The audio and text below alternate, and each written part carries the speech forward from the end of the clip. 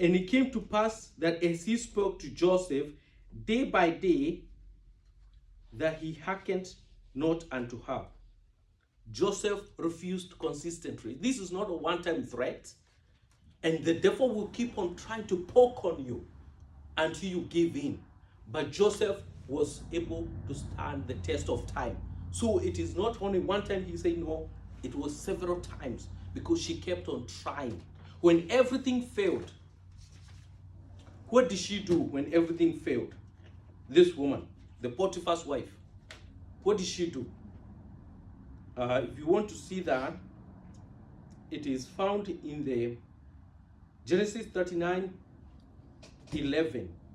One day he went into the house and to attend to his duties, and none of the household servants were inside. She caught him by his cloak and said, "Come to bed with me." But he left his cloak in her hands and ran out of the house. So Joseph found himself in a compromising situation. And sometimes we either put ourselves in that situation, but he did the right thing. Nevertheless, I don't think he was just, the Bible says he was just doing his duties. He was minding his own business. But this is when the wife figured out, nobody is around, this is now my chance. But the Bible says he left his clothes. He left his clothes behind because he ran off.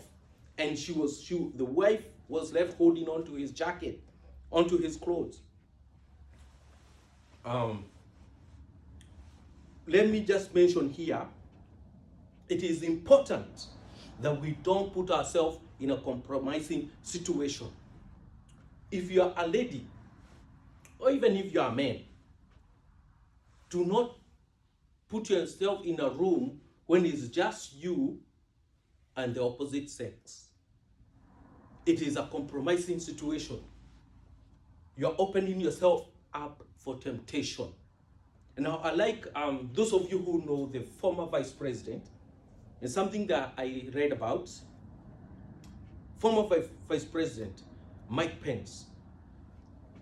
He has this rule, or he had it.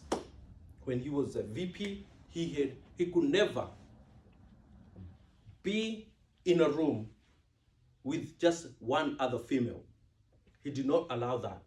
There always had to be a witness. Why? So that he did not open himself. He never opened himself up for temptation, because someone can say this, another person can say that, but also for his own good, for protecting his salvation, protecting his testimony, he never allowed that situation to happen. So he always brought a witness, either another man or another woman, so that he did not, bring himself in a situation. But Joseph was, he was doing his job. There's nothing he could have done. But the Bible, I thank God, because he learned for his life. This man, Joseph, he had a, good character. He was a man of, a character. And he ran away. And that is where the point number 3 of our message today, it says, walk away from temptation. And this is from Genesis 39:12, which we've just read. And she said, as she caught him by his garment, he left his garment in her hand and fled and got him, and got him out. Joseph did not argue with her. Okay? He did not start wasting time trying to argue with you don't need to argue with the devil. I need to tell somebody, don't try to reason with the devil. Don't try to argue with the devil. Walk away from the situation. Don't even, in the first place, don't put yourself in a compromising situation. Don't put yourself in a situation with your boss. It's nighttime, it's after hours, all the employees have left. Don't even put yourself in a situation with just you and your manager, and everybody else has left for the day. It is important to guard our hearts, to guard our bodies, to guard our mind, to guard our eyes, guard what God has given us, protect our integrity. And this, we are learning that, you need to walk away, you need to do the right thing. Here